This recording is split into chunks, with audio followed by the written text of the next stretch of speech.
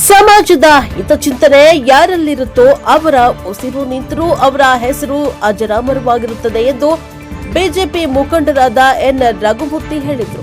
ಅವರು ಮೊಳಕಾಲ್ಮೂರು ತಾಲೂಕಿನ ಕೊಂಡ್ಲಹಳ್ಳಿ ಗ್ರಾಮದಲ್ಲಿ ದೇವರ ದಾಸಿಮಯ್ಯ ಜಯಂತಿಯ ಕಾರ್ಯಕ್ರಮದಲ್ಲಿ ಭಾಗಿಯಾಗಿ ಮಾತನಾಡಿ 12ನೇ ಶತಮಾನದ ವಚನಕಾರರ ವಚನದ ಮೂಲಕ 10ನೇ ಶತಮಾನದ ದೇವರ ದಾಸಿಮಯ್ಯ ರದ್ದಾಗಿದೆ. ವಚನ ಸಾಹಿತ್ಯವು ಇಡೀ ಕನ್ನಡ ಸಾಹಿತ್ಯವನ್ನ ಶ್ರೀಮಂತಗೊಳಿಸಿದೆ. ಜಗತ್ತಿನ ಬಹುತೇಕ ರಾಷ್ಟ್ರಗಳು ಸಂಪತ್ತಲ್ಲಿ ಮತ್ತು ಸೌಕರ್ಯಗಳಲ್ಲಿ ಮುಂದಿದ್ದರೂ ಕೂಡ ಧಾರ್ಮಿಕ ಇತಿಹಾಸ ಪರಂಪರೆ, ಸಾಂಸ್ಕೃತಿಕ ಮತ್ತು ಸಾಹಿತ್ಯದ ಪರಂಪರೆ ನಮ್ಮ ದೇಶದ್ದಾಗಿದೆ. ಈ ಸೃಷ್ಟಿಯ ಮೂಲದ ಪ್ರಕೃತಿಯಿಂದ ಬಂದಂತಹ ಎಲ್ಲ ಸ್ವತ್ತುಗಳು ಪರಶಿವನದ್ದಾಗಿದೆ. ಹೀಗೆ ಪಡೆದಂತಹ ಎಲ್ಲ ಸವಲತ್ತುಗಳನ್ನ ನಾವು ಉಂಡು ತಿಂದು ಪುನಃ ಇದನ್ನ ಸಮಾಜದಲ್ಲಿನ ಶೋಷಿತರು, ಬಡವರು ಮತ್ತು ಧ್ವನಿ ಇಲ್ಲದವರಿಗೆ ನಾವು ನೀಡದಿದ್ರೆ ಭಗವಂತನ ಕೃಪೆಗೆ ನಾವು ಪಾತ್ರರಾಗೋದಿಲ್ಲ ಎನ್ನುವ ದಿವ್ಯ ವಾಣಿಯನ್ನ ದೇವರ ದಾಸಿಮಯ್ಯನವರು ವಚನದ ಮುಖಾಂತರ ಹೇಳಿದ್ದಾರೆ. ವಚನಕಾರರು ದಾರ್ಶನಿಕರು, ಸಮಾಜಕ್ಕೆ ಏನು ಬೇಕು ಎಲ್ಲವನ್ನ ಕೊಟ್ಟು ಹೋಗಿದ್ದಾರೆ. ಇವರ ವಚನದ ಮತ್ತು ಆದರ್ಶದ ಪಾಲನೆಯನ್ನ ನಾವು ಕೈಗೊಳ್ತಾ ಇಲ್ಲ ಅಷ್ಟೇ. ನೇಕಾರ ಸಮಾಜ ಇಡೀ ಸಮಾಜದಲ್ಲಿ ವಿಶಿಷ್ಟವಾದ ಸಾಂಸ್ಕೃತಿಕ ಮತ್ತು ಸ್ವಾವಲಂಬನೆಯ ಬದುಕನ್ನ ಕಟ್ಟಿಕೊಂಡಿದೆ. ಇವರುಗಳಿಗೆ ಬಹುತೇಕ ಬೇಡುವ ಕೈ ಕಡಿಮೆ, ನೀಡುವ ಕೈ ಜಾಸ್ತಿ. ಈ ಸಮಾಜ ಇನ್ನು ಶೈಕ್ಷಣಿಕವಾಗಿ ಪ್ರಗತಿಯತ್ತ ಹೆಜ್ಜೆ ಹಾಕಬೇಕಿದೆ. ಸಮಾಜದ ಪ್ರತಿಯೊಬ್ಬರೂ ಕೂಡ ಇಂದು ಸಂಕಲ್ಪ ಮಾಡಿ ಪ್ರತಿ ವರ್ಷ ಈ ಭಾಗದಿಂದ ರಾಷ್ಟ್ರೀಯ ಶೈಕ್ಷಣಿಕ ಸಂಸ್ಥೆಗೆ, ಪ್ರತಿ ವರ್ಷ ಲೋಕಸೇವಾ ಆಯೋಗದಿಂದ ನಡೆಯುವ IAS, IPS ಮತ್ತು KAS ಪರೀಕ್ಷೆಗೆ ಅಣಿಗೊಳಿಸಿ ಪ್ರತಿ ತಾಲೂಕಿನಲ್ಲಿ 2 ಅಭ್ಯರ್ಥಿಗಳನ್ನ ಸರ್ಕಾರದ ಸೇವೆಗೆ ಅಣಿಗೊಳಿಸುವಂತಹ ದೀಕ್ಷೆಯನ್ನ ಕೈಗೊಳ್ಳಿ ಎಂದು ಆಶಿಸಿದ್ದಾರೆ. ಸಮಾಜದ ಮುಖಂಡ ಹಾಗೂ ಖ್ಯಾತ ಸಂಗೀತ ರಚನಾಕಾರ ನಾಗೇಂದ್ರ ಪ್ರಸಾದ್ ಮಾತನಾಡಿ, ಸಮಾಜದ ವತಿಯಿಂದ ಕೊಂಡಳ್ಳಿ ಗ್ರಾಮದಲ್ಲಿ ವಿಶೇಷವಾದ ದೇವಸ್ಥಾನ ಮತ್ತು ಕಲ್ಯಾಣ ಮಂಟಪವನ್ನ ನಿರ್ಮಾಣ ಮಾಡಿ ಸಮಾಜದವರು ಭದ್ರ ಬುನಾದಿ ಹಾಕಿದ್ದಾರೆ.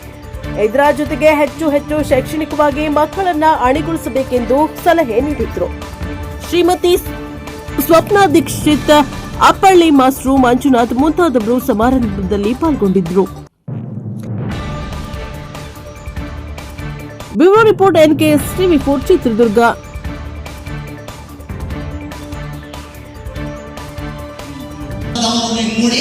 ನುಡಿಯಲಾಗದ ಕೂಡಲ ಸಂಗಮದೇವ ಅಂತ ಬಸವಣ್ಣನವರು ಹೇಳಿದರು. ಅಕ್ಷರಶಃ ಆ ವಚನಕ್ಕನುಗುಣವಾಗಿ ಅವರು ತಮ್ಮ ಕೈಂಕರ್ಯವನ್ನ, ತಮ್ಮ ಕಾರ್ಯಗಳನ್ನ ಮುಂದುವರಿಸಿ ಪರಶಿವನಲ್ಲಿ ಅನುಗ್ರಹಿಸ್ತಾರೆ. ತದನಂತರ ಬಂದಂತ 12ನೇ ಶತಮಾನದ ಬಸವಣ್ಣನವರು ಅವರ ಹಾಕಿಕೊಟ್ಟಂತಹ ಮೂಲದ ವಚನಗಳನ್ನ ಮುಂದುವರಿಸಿಕೊಂಡು ಬರ್ತಾರೆ.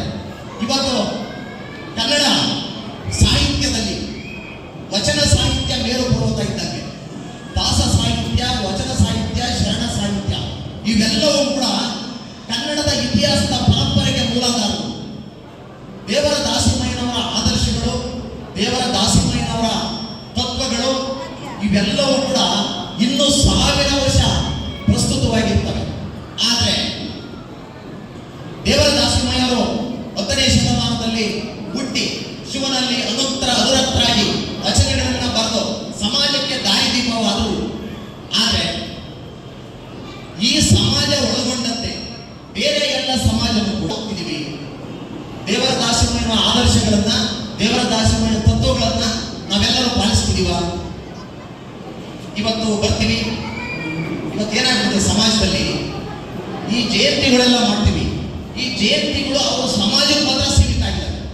ಯಾಕೆ ದೇವರ ದಾಸಿಮಯ್ಯ ಇಡೀ ವಿಶ್ವಕ್ಕೆ, ಇಡೀ ಸಮಾಜಕ್ಕೆ ಸೇರ್ತಾರಲ್ವಾ? ಇವತ್ತು ಪ್ರತಿಯೊಂದು ಜಾತಿಯರು ಕೂಡ ಬಂದು ಈ ಒಂದು ಜಯಂತಿಗೆ ಪಾಲ್ಗೊಳ್ಬೇಕು.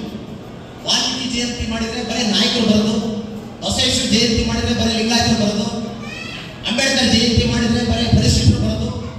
ಈ ಪರಿಪಾಠ ಸಮಾಜದಲ್ಲಿ ಮುಂದುವರಿದೆ. ನಿಜಕ್ಕೂ ಕೂಡ ಇದು ಬಹಳ ಹಾನಿಕಾರಕ ವಿಚಾರ. ಯಾಕೆಂದ್ರೆ ದಾರ್ಶನಿಕರು ಅವರು ಸರ್ವವ್ಯಾಪ್ತಿ, ಸರ್ವ ಜನರ ಹಿತಕ್ಕೋಸ್ಕರ ತಮ್ಮ ಜೀವವನ್ನ ಮುಡಿಪಾಗಿಟ್ಟಿರ್ತಾರೆ. ದೇವರ ದಾಸಿಮಯ್ಯನವರು ಅವರು ಉಸಿರು ನಿಂತ ಮೇಲೂ ಕೂಡ ಅವ್ರ ಹೆಸರು ಉಳಿದಿದೆ. ನಮ್ಮದೆಲ್ಲ ಏನಾಗುತ್ತೆ, ನಮ್ಮ ಉಸಿರು ನಿಂತರೆ ಮುಗಿದೋಯ್ತು ನಮ್ಮ ಹೆಸರು.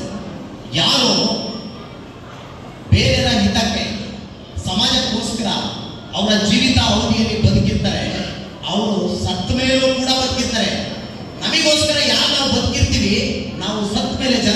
ದೂರ ಮಾಡ್ತಾರೆ. ಹೀಗಾಗಿ ದೇವರ ದಾಸಿಮಯ್ಯನವರ ಆದರ್ಶಗಳು ಇವೆಲ್ಲವೂ ಕೂಡ ಪ್ರಸ್ತುತವಾಗಿದ್ದಾವೆ. ನಾನೆಲ್ಲ ಈ ಜನಾಂಗದ ನನ್ನ ತಂದೆ ತಾಯಿಯರಿಗೆ ಹೇಳೋದು ಇಷ್ಟನೇ, ಇಲ್ಲಿರುವಂತಹ ಗಣ್ಯರಿಗೆ ಹೇಳೋದು ಇಷ್ಟನೇ, ನಾವು ಒಂದು ದಿವಸ ಒಂದು ದೇವರ ದಾಸಿಮಯ್ಯನ ಜಯಂತಿ ಮಾಡಿದ್ರೆ ಅದು ಶ್ರೇಷ್ಠವಾಗಲ್ಲ. ಈ ಒಂದು ತಾಲೂಕಲ್ಲಿ, ಈ ಒಂದು ಜನಾಂಗದಲ್ಲಿ ಪ್ರತಿಭಾನ್ವಿತ ಸ್ಟೂಡೆಂಟ್ಸ್, ಪ್ರತಿಭಾವಂತ ವಿದ್ಯಾರ್ಥಿಗಳು ಯಾರಿದ್ದಾರೆ? ಉಳ್ಳವರು ಸಾಕಷ್ಟಿದ್ದಾರೆ. ಎಲ್ಲ ಜನಾಂಗದಲ್ಲೂ ಇದ್ದಾರೆ, ನಿಮ್ಮ ಜನಾಂಗದಲ್ಲೂ ಇದ್ದಾರೆ. ನಿಮ್ಮಲ್ಲಿ ಇವತ್ತು ಏನು ಭಾರತ ಮಟ್ಟದಲ್ಲಿ ಅತ್ಯುನ್ನತ ಶಿಕ್ಷಣ ಕೊಡುವಂತ IIT, NIT, NEET ಇವಕ್ಕೆ ನಿಮ್ಮ ಜನಾಂಗದ ಎಷ್ಟು ಹುಡುಗರು ನೋಂದಣಿ ಆಗ್ತದೆ ಅನ್ನೋದನ್ನು ನೀವು ಗಮನಿಸಬೇಕಾಗುತ್ತೆ. ಹಾಗೇನೆ ಸ್ಪರ್ಧಾತ್ಮಕ ಪರೀಕ್ಷೆಯಲ್ಲಿ IAS, IPS, KAS, IFS ಈ ಜಾಗತಿಕ ಮಟ್ಟದ ಸ್ಪರ್ಧಾತ್ಮಕ ಪರೀಕ್ಷೆಯಲ್ಲಿ ನಮ್ಮ ಜನಾಂಗದ ಎಷ್ಟು ಹುಡುಗರು ಆಯ್ಕೆ ಆಗ್ತದೆ ಅನ್ನೋದನ್ನು ನಾವೆಲ್ಲರೂ ಕೂಡ ಮಾತನಾಡಬೇಕಾಗುತ್ತೆ. ಇವತ್ತು ಸ್ನೇಹಿತರೆ, ಈ ಸಮಾಜದ ಪ್ರತಿಯೊಬ್ಬರು ಕೂಡ ಇವತ್ತು ಒಂದು ದೀಕ್ಷೆ ತಗೊಳ್ಳಿ. ಮುಂದಿನ ವರ್ಷದ ಸ್ಪರ್ಧಾತ್ಮಕ ಪರೀಕ್ಷೆಯಲ್ಲಿ ನಮ್ಮ ಜನಾಂಗದಲ್ಲಿ ಅತ್ಯುನ್ನತ ಶ್ರೇಣಿ ಇದೆ ಅಂತ ಒಬ್ಬನ ನಾವು ದತ್ತು ತಗೊಂಡು ಮುಂದಿನ ವರ್ಷ ಅವನು IAS ಪಾಸ್ ಮಾಡಿಸ್ತೀವಿ ಅನ್ನೋ ದೀಕ್ಷೆನ ನೀವು ತಗೊಳ್ಳಿ. ಮುಂದಿನ ವರ್ಷ IIT-ನಲ್ಲಿ ಒಬ್ಬ ವಿದ್ಯಾರ್ಥಿಯನ್ನ ನಾವು ಆಯ್ಕೆ ಮಾಡಿ ಅವನಿಗೆ ತರಬೇತಿ ಕೊಟ್ಟು ಆ ಒಂದು ವಿದ್ಯಾಸಂಸ್ಥೆಗೆ ನಾವು ಆಯ್ಕೆ ಮಾಡ್ತೀವಿ ಅನ್ನೋ ಒಂದು ಸಂಕಲ್ಪವನ್ನು ಇವತ್ತು ನೋಡಿ. ಆಗ ಅವರ ಆದರ್ಶಗಳು, ಅವರ ಕಲ್ಪನೆಗಳು ಸಾರ್ಥಕವಾಗುತ್ತೆ ಅಂತ ಹೇಳ್ತಾ, ಇದೊಂದು ಸುಸಂಸ್ಕೃತವಾದ ಗ್ರಾಮ. ನಾನು ನಿರಂತರವಾಗಿ ಈ ಗ್ರಾಮಕ್ಕೆ ಬರ್ತೀನಿ. ಹಾಗೆಯೇ ಈ ಜನಾಂಗದ ಎಲ್ಲರೂ ಕೂಡ ನಾವೆಲ್ಲ ನೋಡ್ತೀವಿ. ಇವತ್ತು ಚಿತ್ರದುರ್ಗ ಜಿಲ್ಲೆ ಅತ್ಯಂತ ಐತಿಹಾಸಿಕ ಮತ್ತು ಸುಸಂಸ್ಕೃತ ಗ್ರಾಮ ಈ ಕೊಂಡ್ರಳ್ಳಿ ಗ್ರಾಮದಲ್ಲಿ ಭಟ್ಟಸಾಲೆ ಸಮಾಜದ ಕ್ಷೇಮಾಭಿವೃದ್ಧಿ ಸಂಘದ ವತಿಯಿಂದ ಇವತ್ತು ದೇವರ ದಾಸಿಮಯ್ಯ ಅವರವರ ಜನ್ಮ ದಿನಾಚರಣೆಯ ಕಾರ್ಯಕ್ರಮವನ್ನು ತಾವೆಲ್ಲ ಹಮ್ಮಿಕೊಂಡಿದ್ದೀರಾ. ಈ ಕಾರ್ಯಕ್ರಮದಲ್ಲಿ ಉಪಸ್ಥಿತಿರುವಂತಹ ಖ್ಯಾತ ಸಂಗೀತ ನಿರ್ದೇಶಕರಾದಂತಹ ನಾಗೇಂದ್ರ ಪ್ರಸಾದ್ ಅವರೇ ಮತ್ತು ಕಿರುತೆರೆಯ ಸಹೋದರಿ ನಟಿಯಾದಂತಹ ಸಪ್ನಾ ದೀಕ್ಷಿತ್ ಅವರೇ ಮತ್ತು ಭಟ್ಟಸಾಲೆ ಸಮಾಜದ ಕ್ಷೇಮಾಭಿವೃದ್ಧಿ ಸಂಘದ ಅಧ್ಯಕ್ಷರಾದಂತಹ ಅಪ್ಪಳ್ಳಿ ಮಾಸ್ಟರ್ ಅವರೇ ಮತ್ತು ವೇದಿಕೆಯಲ್ಲಿ ಉಪಸ್ಥಿತಿರುವಂತಹ ಎಲ್ಲ ಗೌರವಾನ್ವಿತ ಅತಿಥಿಗಳೇ, ಈ ಕೊಂಡ್ಲಳ್ಳಿ ಮತ್ತು ಸುತ್ತಮುತ್ತಲಿನ ಗ್ರಾಮದಿಂದ ಬಂದಿರುವಂತಹ ಈ ಭಟ್ಟಸಾಲೆ ಸಮಾಜದ ಎಲ್ಲ ಗೌರವಾನ್ವಿತ ನನ್ನ ಬಂಧುಗಳೇ, ತಂದೆ ತಾಯಿಯಂದಿರೆ, ಅಕ್ಕ ತಂಗಿಯಂದಿರೆ, ಅಣ್ಣ ತಮ್ಮಂದಿರೆ ಮತ್ತು ಮಾಧ್ಯಮ ಮಿತ್ರರೇ, ಇವತ್ತು ಭಾರತದ ಧಾರ್ಮಿಕ ಇತಿಹಾಸ, ಪರಂಪರೆ ಮತ್ತು ಈ ಐತಿಹಾಸಿಕ ಹಿನ್ನೆಲೆ ಹೊಂದಿರುವಂತ ನಮ್ಮ ದೇಶ ಸಾಹಿತ್ಯದಲ್ಲಿ ಏನೋ ಸಾಹಿತ್ಯ ಪ್ರಕಾರಗಳಲ್ಲಿ ದೇವರ ದಾಸಿಮಯ್ಯನವರು 10ನೇ ಶತಮಾನದಲ್ಲಿ 12ನೇ ಶತಮಾನದ ಬಸವಣ್ಣನ ಸಮೂಹದಲ್ಲಿ ಬಂದಂತ ವಚನಗಳ ಮೂಲ 10ನೇ ಶತಮಾನದ ದೇವರ ದಾಸಿಮಯ್ಯನವರಿಂದ ಪ್ರಾರಂಭವಾದಂಥದ್ದು. ದೇವರ ದಾಸಿಮಯ್ಯನವರು ಪರಶಿವನ ಪರಮ ಭಕ್ತರಾಗಿರ್ತಾರೆ. ಇವರು ಏನು ನಮ್ಮ ಉತ್ತರ ಕನ್ನಡದ ಜಿಲ್ಲೆಯಲ್ಲಿ ಜನ್ಮ ತಾಳಿ ಸಂಸಾರವನ್ನು ಹೊಂದಿ ತದನಂತರ ಸಂಸಾರದಲ್ಲಿ ಬೇಸತ್ತು ಮನನೊಂದು ಪರಶಿವನಲ್ಲಿ ಐಕ್ಯರಾಗಬೇಕು ಅಂತೇಳಿ ಅವರು ತಪಸ್ಸನ್ನು ಮಾಡಕ್ಕೆ ಹೋಗ್ತಾರೆ.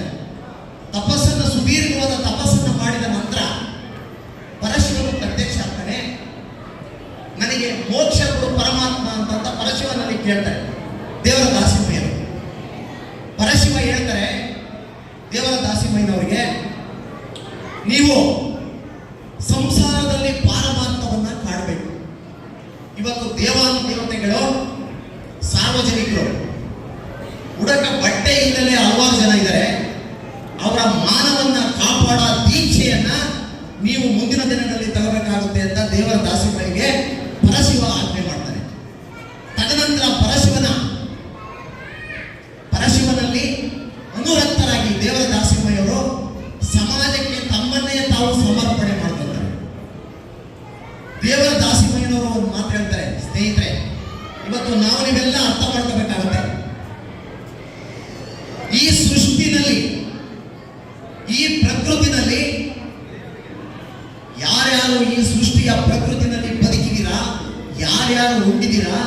ಯಾರ್ಯಾರು ಸಾರ್ಥಕತೆಯನ್ನ ನೀವು ಪಡ್ಕೊಂಡಿದ್ದೀರಾ, ಈ ಜನ ಸಮಾಜದಲ್ಲಿರುವಂತ ನೊಂದರು, ಬಡವರು, ಅಸಹಾಯಕರು ಅವರಿಗೆ ಈ ಸಂಪತ್ತನ್ನ ಕೊಡಬೇಕು ಅಂತಂತ ದೇವರ ದಾಸಿಮಯ್ಯನವರು ಹೇಳ್ತಾರೆ. ಎಷ್ಟು ಜನ ಇವತ್ತು ನಾವು ನೀವೆಲ್ಲ ಮಾಡ್ತಾ ಇದ್ದೀವಿ. ಹಾಗೆಯೇ ಇದರ ಮುಖಾಂತರ ಅವರು ಒಂದು ವಚನ ಅವತ್ತು ಹೇಳ್ತಾರೆ, ಇಳೆ ನಿಮ್ಮ ದಾನ, ಬೆಳೆ ನಿಮ್ಮ ದಾನ, ಬೀಸುವ ಸುಳಿಗಾಳಿ ನಿಮ್ಮ ದಾನ, ನಿಮ್ಮ ದಾನವನ್ನುಂಡು ಅನ್ಯರ ಬೊಗಳುವ ಕುನ್ನಿಗಳೆನೆಂಬೆ ರಾಮನಾಥ ಅಂತ ಅವತ್ತು 10ನೇ ಶತಮಾನದಲ್ಲಿ ಹೇಳ್ತಾರೆ. ಅವರು ಆ ಒಂದು ವಚನ ಸಾಹಿತ್ಯದಲ್ಲಿ ಅವರ ಪ್ರಾಕಾರಗಳನ್ನ ರೂಢಿಸುವಂತ ಸಂದರ್ಭದಲ್ಲಿ ಅವರ ಟೈಮು, ಅವರ ಕಾಲಮಾನವೂ ಅಷ್ಟು ಸರಿ ಇರಲಿಲ್ಲ. ಸಮಾಜದಲ್ಲಿರೋ ಪ್ರತಿಯೊಬ್ಬರು ಕೂಡ ಅವನ್ನ ಅಣುಕು ಮಾಡ್ತಾರೆ. ಆದರೆ ದೇವರ ದಾಸಿಮಯ್ಯವರು ಯಾವುದೂ ಕೂಡ ಜಗಲಿಲ್ಲ. ಬಸವಣ್ಣನವರು ಹೇಳಿದ ಹಾಗೆ ಏನು